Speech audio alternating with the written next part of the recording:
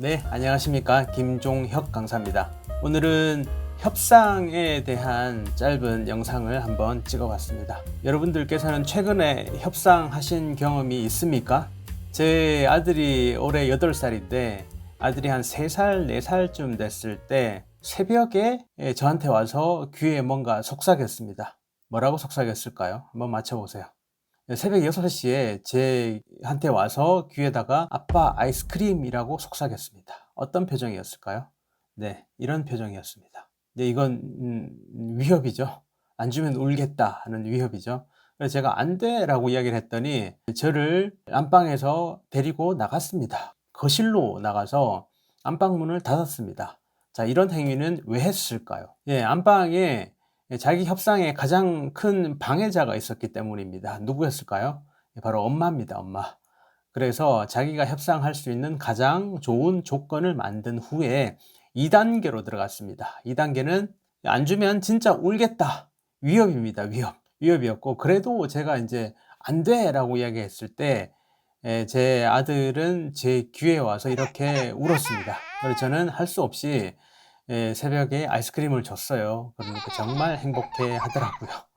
그리고 제가 중학교 1학년 때였나? 그때 아버지께 아빠 워크맨 사주세요 라고 얘기를 했습니다. 아버님께서 저에게 조건을 거셨어요. 어떤 조건을 걸었냐면 중간고사 평균 95점 넘어가면 사줄게 라고 얘기를 했어요. 그 뜻은 무슨 뜻일까요? 안 사주겠다는 뜻 아니었을까요? 그런데 제가 정말 럭키하게도 중간고사 95점이 넘어갔습니다. 넘어가서 아버지께 아빠 워크맨 사주세요 라고 말씀드렸더니 아버지께서는 소니 마이마이를 사주셨어요. 그때 아버지께서는 저한테 이런 이야기 하셨어요.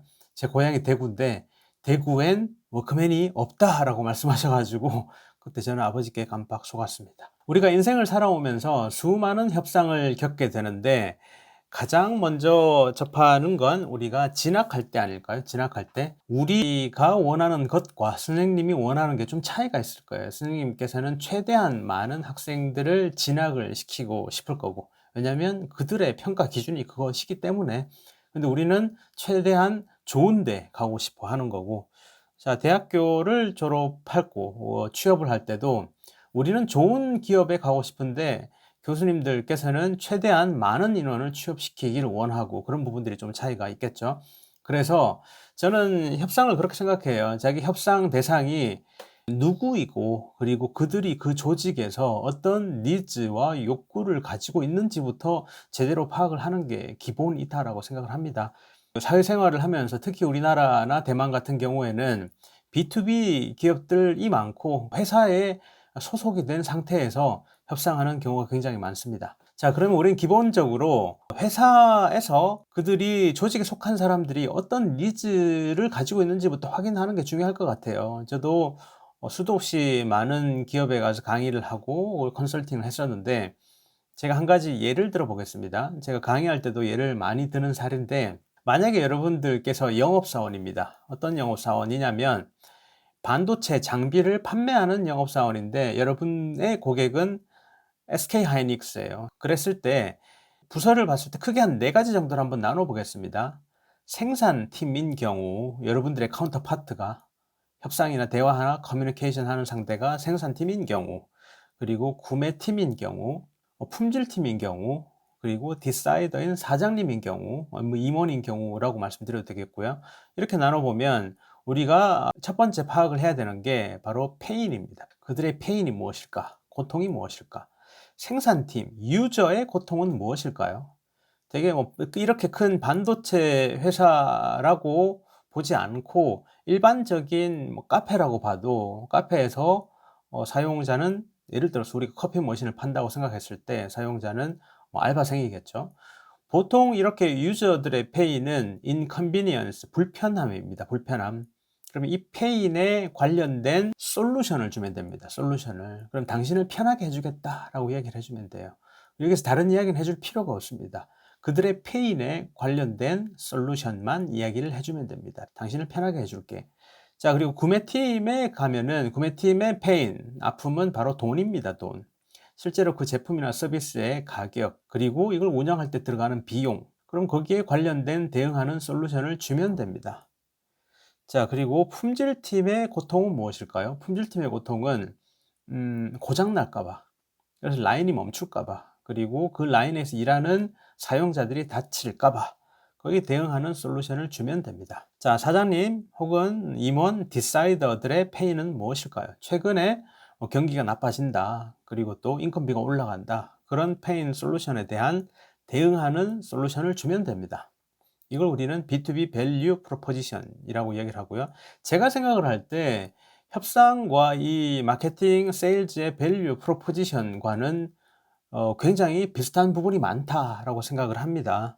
자, 그런데 여기서 우리가 이 두 개가 바뀌어졌을 때 어떤 사태가 발생하는지 제가 한번 말씀을 드려 볼게요. 보통 이 장비를 판매할 때 엘리베이터 피치라는 방식으로 이야기를 많이 합니다, 디사이더에게는. 그럼 이 디사이더에게 요즘 경기가 나빠져서 많이 힘드시죠? 우리 장비는 기존에 이 회사에서 쓰고 있는 장비에 한 대당 2명씩 붙었을 때 우리는 한 대당 1명만 붙으면 됩니다, 이런 식으로 이야기를 해주면 사장님 디사이더 입장에서는 전체 비용이 많이 줄겠죠. 그럼 좋아합니다. 그런데 이 솔루션을 만약에 생산팀의 공장장이라든지 생산팀 팀장한테 이야기를 하면 어떤 사태가 되느냐, 혹시 최근에 인건비가 많이 올라서 부담스럽지 않으신가요? 그럼 우리가 인건비를 줄여드릴게요 라고 이야기를 했을 때 그들 입장에서는 어떻게 생각할까요? 협상이 될 수가 없습니다. 그리고 제대로 그들의 니즈를 만족시켜주는 부분도 아니기 때문에 우리는 이것을 뻘짓이라고 얘기를 합니다. 자, 그리고 보험 영업사원이 왔을 때 이 보험 영업사원은 위협을 하는 방식을 많이 쓰는 것 같아요. 만약에 이제 여러분들 개개인에게 보험을 한다면 지금 이 보험을 들지 않으면 손해다 앞으로. 그리고 만약에 당신에게 어떤 일이 생겼을 때 당신 가족은 어떻게 할 거냐, 그런 식으로 위협을 많이 할 때도 있고, 그리고 그 집이 굉장히 부유한 집이다 라고 했을 때 상속에 대해서 신경을 많이 쓰는 경우가 많아요. 당신이 갑자기 어떤 일이 생겼을 때 당신 가족은 어떻게 하겠냐 해서 당신의 부모님이 준비가 안 된 상태에서 갑자기 어떤 일이 생기면 어떻게 할 거냐, 상속이나 증여에 대해서 그런 식으로 이야기하는 경우가 많습니다. 그리고 부동산 관련해서도 수도 없이 많은 협상이 있죠. 월세, 전세, 구입 관련해서요. 그리고 일상적으로 우리가 협상을 가장 많이 하는 곳은 어디일까요? 최근에 협상을 많이 하는 곳은 중고나라하고 당근마켓 아닌가요? 중고나라하고 당근마켓에 어떤 물건을 찾았다. 그럼 우리가 먼저 문자를 보내잖아요. 제품 있나요? 라고 보내고, 그리고 제품이 있으면 있다라고 얘기를 하면 그 다음 어떻게 여러분들께서 문자를 보내시나요? 메시지를 내고 가능하신가요? 라고 얘기를 하고, 안 됩니다 라고 얘기를 했을 때 제가 직접 갈 테니까 차비라도 빼주세요 라고 얘기를 하고, 그게 미묘하게 이 메시지가 왔다 갔다 하는 시간 차이에서 그 감정이 좀 들어가는 것 같아요. 자기 주도권을 잡으려고.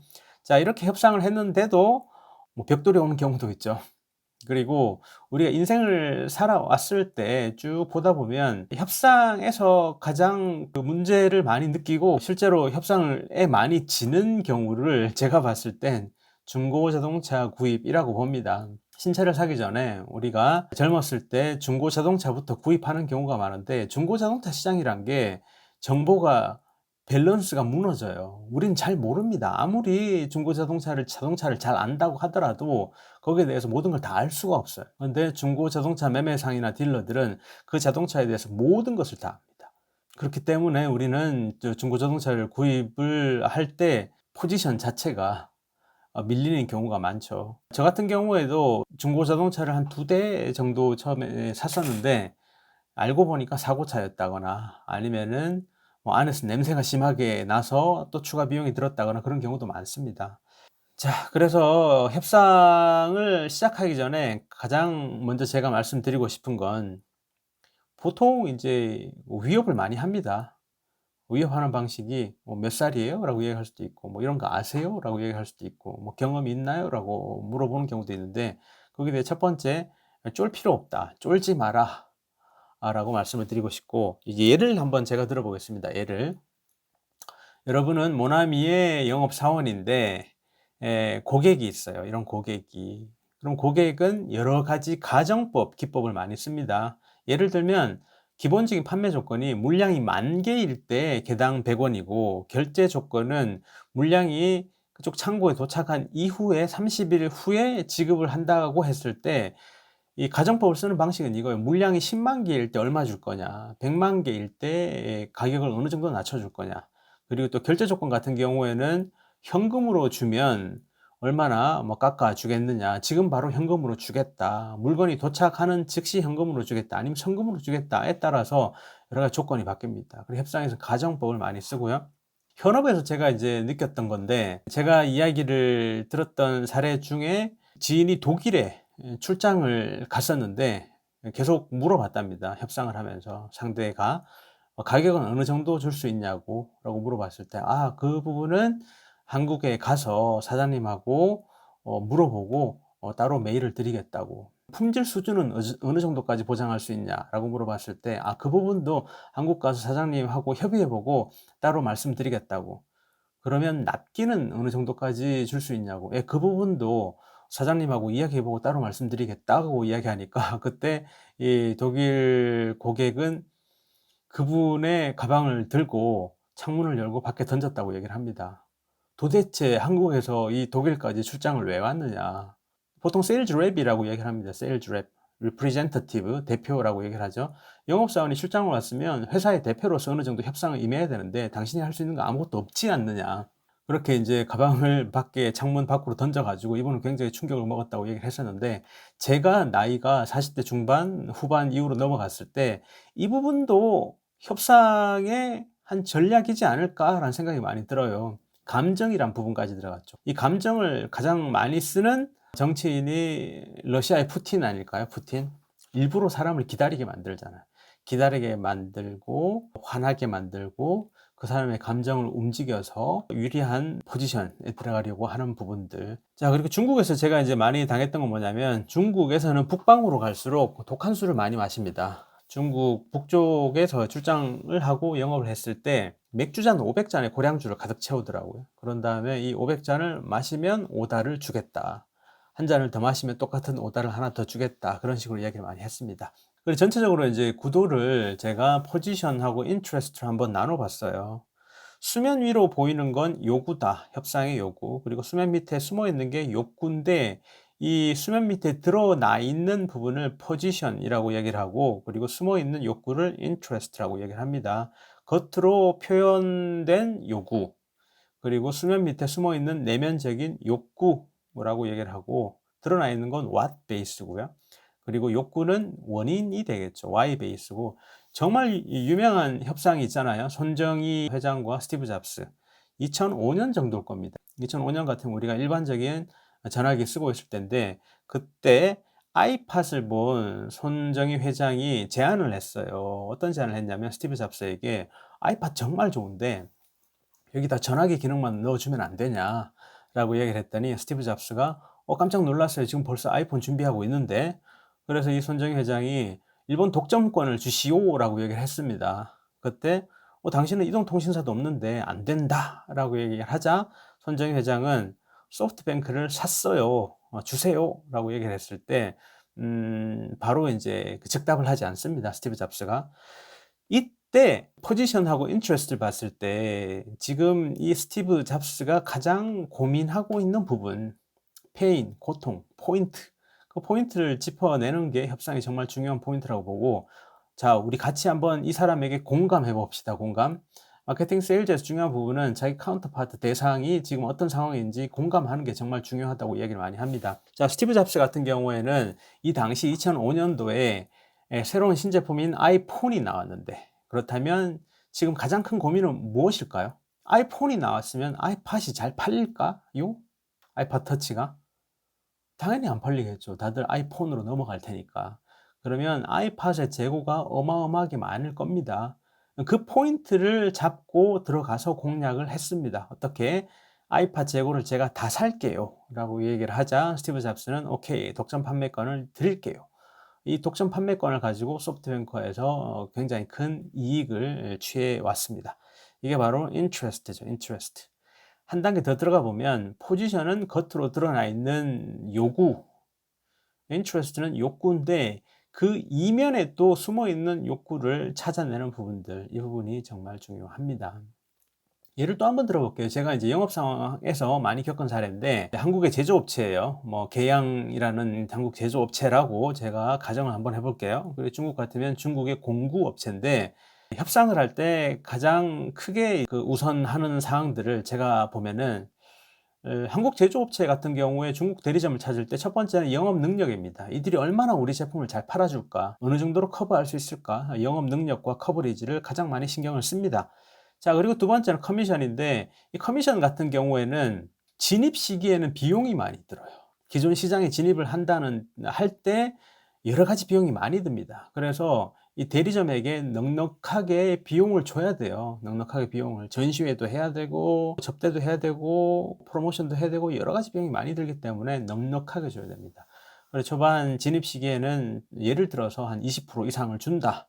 그리고 성숙 단계로 가면서 커미션을 계속 내리려고 하겠죠. 한국 제조업체 같은 경우에. 자, 그리고 세 번째는 계약 기간인데, 한국 제조업체 입장에 생각을 해본다면 진입 시기에는 좀 길게 잡고 싶겠죠. 2년 이상. 2년이나 3년, 뭐 4년 이런 식으로 길게 잡고 싶을 거고, 성숙 단계에 가면 이 제조업체 입장에서는 좀 줄이려고 노력할 것 같아요. 기본적으로 계약은 2년씩 하지만 1년 단위로 줄인다든지 해서 거기 조건을 걸 수도 있겠죠. 이 목표를 달성하지 못하면 다른 대리점으로 바꿀 수도 있다. 그런 식으로 넣을 수도 있죠. 그래서 이 대리점 관리, 유통 관리가 이 제조업체의 그 대리점 관리 담당에겐 중요할 것 같아요. 자, 그리고 이제 네 번째 같은 경우에는 계약 지역 설정인데, 독점권을 제공하는 걸 싫어하겠죠, 아마도. 중국이 워낙 크니까 각 지역별로 뭐 중부, 동부, 남부, 북부, 서부 이런 식으로 나눠 가지고 주고, 또 그들끼리 경쟁을 시킬 수도 있고, 그래야지 헤게모니를 가져갈 수 있기 때문에. 자, 그런데 중국 대리점 입장에서 우리가 또 공감을 한번 해볼게요. 다르겠죠. 중요한 건 계약 지역 설정에서 독점권을 확보하고 싶어 할 겁니다. 전체적인 독점권을 확보하면 또 다른 이익이 생길 수도 있죠. 자기들이 독점권을 따서 또 이제 그 다음 단계 대리점으로 공급할 수도 있고, 그렇기 때문에. 자, 두 번째는 계약 기간인데 최대한 길게 하고 싶겠죠. 그리고 커미션 퍼센티지는 최대한 많이 받고 싶겠죠. 그리고 영업 능력 커버리지 같은 경우에 뭐 자기들 능력이 있으면 좋겠지만 능력이 없더라도 이 계약을 성사시키고 싶겠죠. 보통 이제 이 협상을 시작하기 전에 가장 많이 하는 건 그들에 대해서 파악을 하는 겁니다. 협상 대상에 대해서 파악을 하는 건데, 제가 봤을 때는 요즘 카톡이 생겼잖아요. 카톡이 전화번호 주소록에 등록을 하면 카톡에 새로운 친구로 떠요. 뜨면은 그 친구를 눌러보고 사진에 쭉 보다 보면 그들에 대해서 좀 파악이 가능합니다. 그랬을 때 보통 이제 우리 유부남들 같은 경우에는 자기 아들이나 딸 사진을 많이 올려놓는 경우도 있고, 최근에는 이 프로필 사진에 의도적으로 자신을 보여주기 위해서 여러 가지 사진을 많이 올려두는 분도 계시고요. 그랬을 때 김 대리님 카톡 프로필에 따님 사진이 너무 이쁘게 나왔던데 딸 봐보시죠. 매사에 열심히 일하는 것도 다 딸 때문일 것 같습니다. 친밀감을 표현할 수도 있고, 호감이나 긴장 완화 이런 여러 가지 부분이 있습니다. 자, 그리고 마지막 10분에 이때가 이제 중요할 것 같아요. 협상의 마지막 10분에 의도적으로 우리가 미리 준비해 놓는 거죠. 제일 마지막에 우리가 그들에게 요구해서 받아들일 수밖에 없는 분위기를 만들어 주는 것. 아참, 배송비는 당연히 공급자 부담으로 해주시는 거 맞죠? 이 부분도 계약서에 명기해 주시기 바랍니다. 이런 것들. 아참 하고 얘기를 하는 거. 아참. 아참, 그 부분은 제가 빼먹었는데 넣어주시면 안 될까요? 아참, 그 1% 정도는 빼주셔야 되는데, 아참, 이거 조금 올려주시면 안 돼요? 라고 이야기를 하는 걸 우리는 니블링이라고 얘기를 합니다. 니블링은 저기 이 영상에 보이시죠? 이렇게 짭짭짭짭 먹어 들어가는 겁니다. 조금씩 먹어 들어가는 거예요. 그럼 여기에 대해서 우리는 어떻게 대응을 해야 될까요? 니블링에 대한 대응은 역 니블링을 하는 거죠. 우리도 이제 까먹고 이야기를 안 한 게 있는데, 참, 저희 측에서도 말씀드리지 못한 부분이 있었는데, 저희 요구사항을 받아들여 주시면 귀사의 제안을 받아드리겠습니다. 라고 이제 이야기를 할 수 있겠죠. 자, 오늘은 이렇게 협상의 굉장히 기본적인 부분에 대해서 말씀을 드렸습니다. 좋은 하루 되시고요. 감사합니다. 김종혁 강사였습니다. 내용이 유익하셨으면 구독과 전체 알림 설정, 좋아요 부탁드리겠습니다. 감사합니다.